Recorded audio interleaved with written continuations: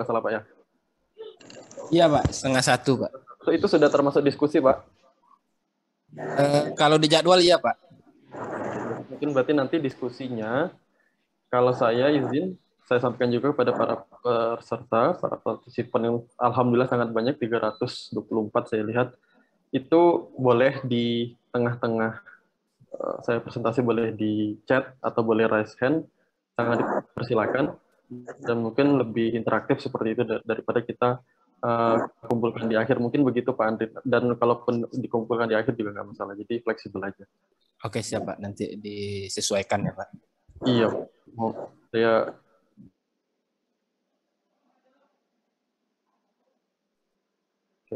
Bismillahirrahmanirrahim. Perkenalkan Bapak dan Ibu, saya Priyo Adi Ramadhani dari LIPI.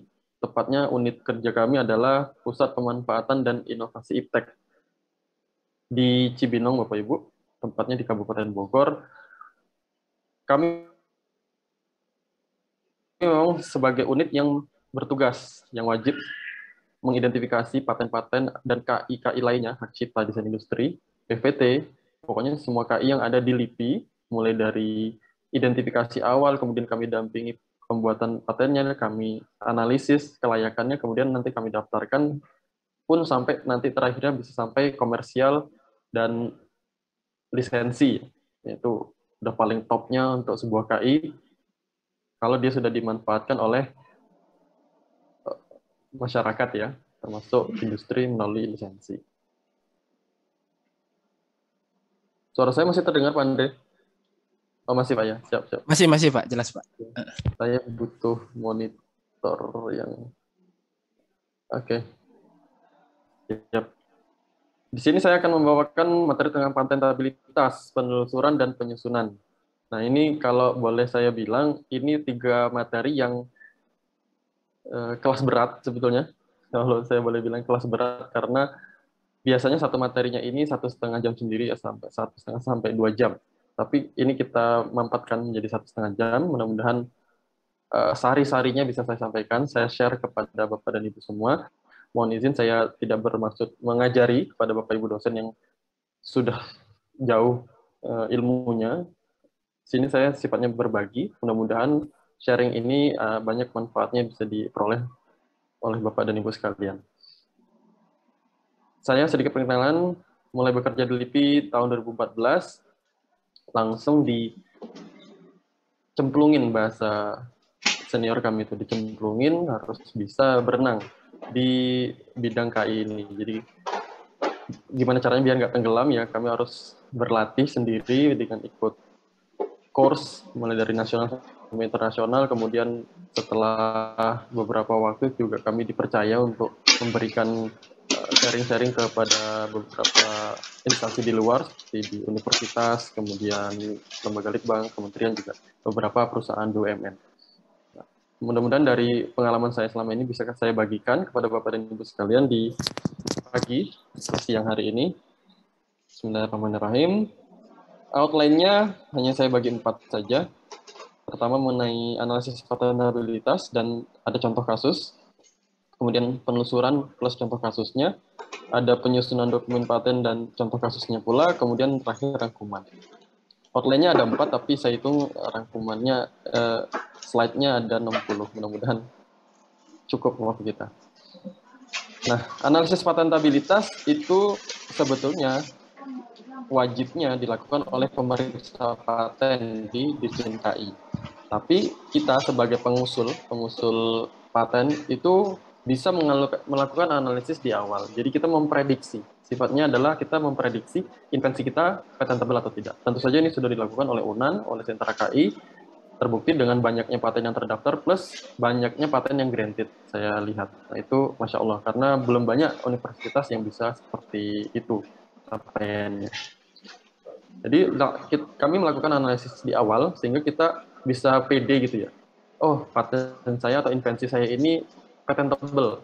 Layak paten 20 tahun atau hanya 10 tahun. Nah, itu kita sudah tahu dari awal. Dalam menganalisis patentabilitas biasanya saya ilustrasikan begini, ada kotak analisis Bapak Ibu. Kemudian di dalam kotak analisis ini ada 2 analisis yang harus dilakukan. Ada 2 layer. Layer pertama mengenai dia invensi atau bukan. Nah, ini layer pertama dulu. Ketika layer pertama ini lolos, baru kita lihat ke layer berikutnya yang kotak di sebelah kanan ini. Nah, kalau kita punya hasil penelitian, kemudian kita belum yakin ini invensi atau tidak, maka kita harus cari tahu ada atau tidak invensi di dalam hasil penelitian saya gitu. Nah, kalau tidak ada invensinya, misalkan hanya berupa metode bisnis, kemudian metode ekonomi atau sosiologi semata, kemudian hanya ilmu psikologi biasa gitu, nggak ada efek-efek teknikal, tidak ada teknologinya di sana, maka dia sudah kita bisa golongkan tidak termasuk invensi. Jadi kita tidak perlu menganalisis lebih lanjut karena untuk menghemat waktu. Tapi kalau ada teknologi di situ, maka dia bisa digolongkan sebagai sebuah invensi.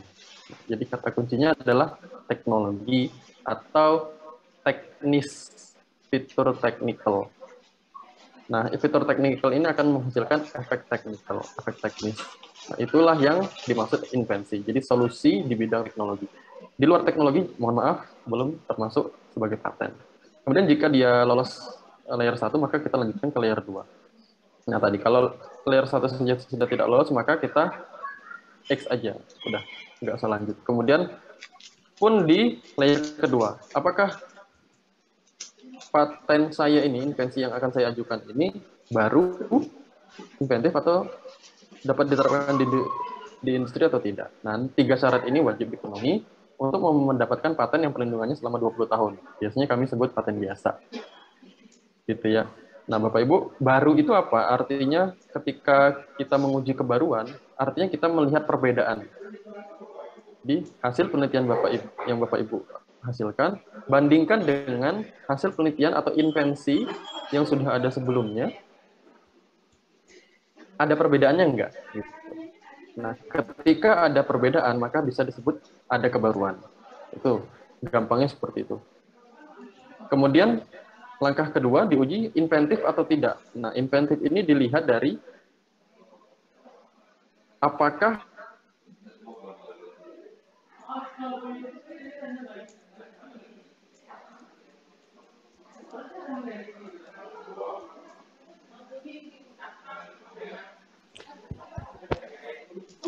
Suaranya terputus, Pak.